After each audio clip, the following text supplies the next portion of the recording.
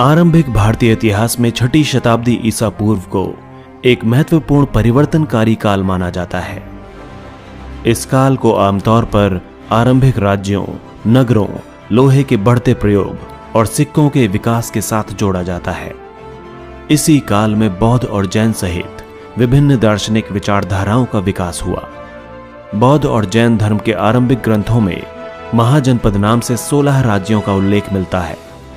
हालांकि महाजनपदों के नाम की सूची इन ग्रंथों में एक समान नहीं है, लेकिन वज्जी, मगध, कौशल, कुरु, पांचाल, गांधार और अवंती जैसे नाम आमतौर पर मिल जाते हैं। इससे यह साफ है कि इन सभी महाजनपदों का स्थान उस काल में बहुत ही महत्वपूर्ण था। अधिकांश महाजनपदों पर राजा का शासन होता था, लेकिन गण और संघ के नाम से प्रसिद्ध राज्यों में कई लोगों का समूह शासन करता था। इस समूह का प्रत्येक व्यक्ति राजा कहलाता था। भगवान महावीर और भगवान बुद्ध इन्हीं गणों से संबंधित थे। वज्जी संघ की ही भांति कुछ राज्यों में भूमि सहित अनेक आर्थिक स्रोतों पर राजा गण सामूहिक नियंत्रण रखते थे। हालांकि स्रोतों के अभाव में इन राज्यों के इतिहास को पूरी तरह नहीं लिखा जा सका, लेकिन तथ्यों से ऐसा साबित होता है कि ऐसे कई राज्य लगभग 1000 साल तक बने रहे। प्रत्येक महाजनपद की एक राजधानी होती थी, जिसे आमतौर पर किले से घेरा जाता था। किलेबंद राजधानियों के रखरखाव और प्रारंभिक सेनाओं और नौकरशाही के लिए भारी आर्थिक स्रोत की आवश्यकता होती थी। लगभग 6ठी शताब्दी ईसा पूर्व से संस्कृत में ब्राह्मणों ने धर्मशास्त्र नामक ग्रंथ की रचना शुरू की। इसमें राजा सहित आम लोगों के लिए भी नियमों का निर्धारण किया गया और ये अपेक्षा की जाती थी कि शासक क्षत्रिय वंश से ही होंगे। शासकों का काम किसानों, व्यापारियों और शिल्पकारों से कर तथा भेंट वसूल करना माना जाता था। इसके अलावा संपत्ति जुटाने का एक वैध उपाय पड़ोसी राज्यों पर आक्रमण करके धन इकट्ठा करना भी था।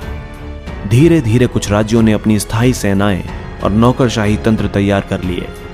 बाकी राज्य अब भी सहायक सेना पर निर्भर थे, जिनकी नियुक्ति किसान वर्ग से होती थी।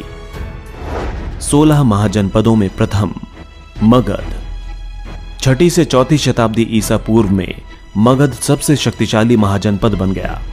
आपको बता दें कि आज का आधुनिक बिहार ही मगध कहलाता था। आधुनिक इतिहासकार इसके कई कारण बताते हैं। इसका एक कारण यह है कि मगध क्षेत्र में खेती की उपज खास तौर पर अच्छी होती थी। दूसरा कारण यह बताया जाता है कि यहां पर लोहे और अन्य खनिज पदार्थों के स्रोत भी उपलब्ध थे, जिससे उपकरण और हथियार बनाना सरल होता था। साथ ही गंगा और इसकी उपनदियों से यात्रा करना सस्ता व सुलभ होता था। लेकिन आरंभिक जैन और बौद्ध लेखकों ने मगध की महत्ता का कारण विभिन्न शासकों की नीतियों को बताया है। इन लेखकों के अनुसार बिंबिसार, अजातशत्रु और महापद्मनंद जैसे प्रसिद्ध राजा अत्यंत महत्वाकांक्षी शासक थे और इनके मंत्री उनकी नीतियां लागू करते थे। प्रारंभ में राजगाह मगध की राजधानी थी। राजगाह का ही आधुनिक नाम राजगीर है, जो बिहार में स्थित है। यह रोचक बात है कि इस शब्द का अर्थ है राजाओं का घर। पहाड़ियों के बीच बसा राजगाह एक किलाबंद शहर था। बाद में 4ठी शताब्दी ईसा पूर्व में पाटलिपुत्र को राजधानी बनाया गया, जिसे अब पटना कहा जाता है। यहां पर गंगा नदी को आने जाने के मार्ग के तौर पर इस्तेमाल किया जाता था। मौर्य साम्राज्य के संस्थापक चंद्रगुप्त मौर्य का शासन पश्चिमोत्तर में अफगानिस्तान और बलूचिस्तान तक फैला हुआ था।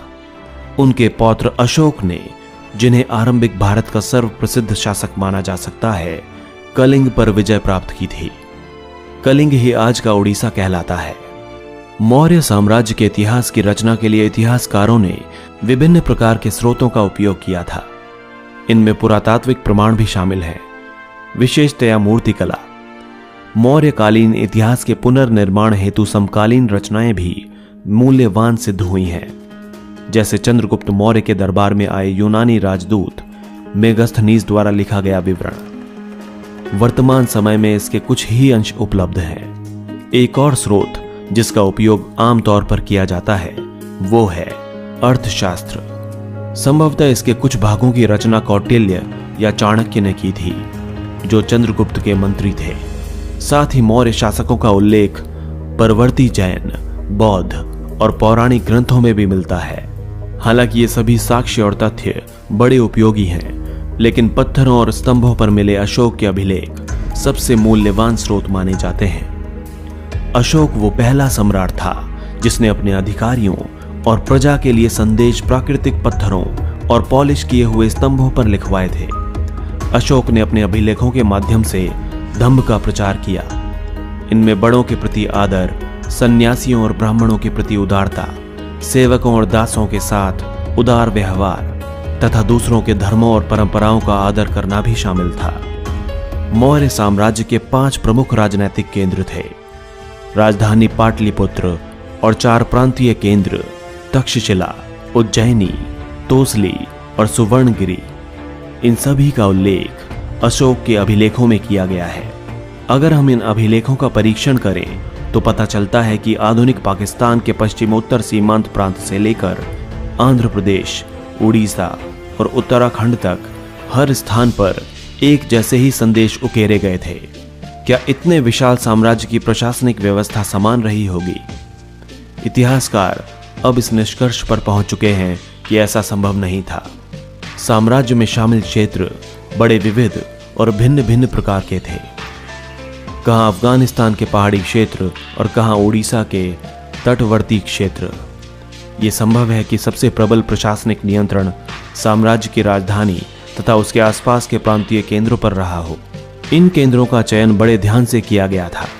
तक्षशिला और उज्जैनी दोनों लंबी दूरी वाले महत्वपूर्ण व्यापारिक मार्गों पर केंद्रित थे, जबकि सुवर्णगिरी कर्नाटक में सोने की खदान के लिए उपयोगी था।